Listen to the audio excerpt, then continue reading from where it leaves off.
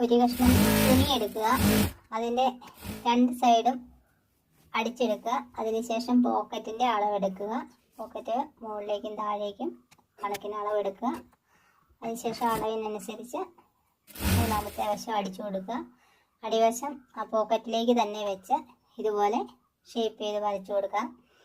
അതിനുശേഷം ആ അടിവശവും അതുപോലെ തന്നെ മടക്കി അടിക്കുക.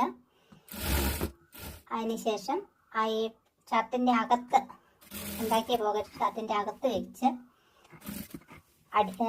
വലിയ കാണിയിട്ട് അടിച്ചു കൊടുക്കണം. അടിച്ചു കളയാനുള്ളതാണ് ഈ കാണി.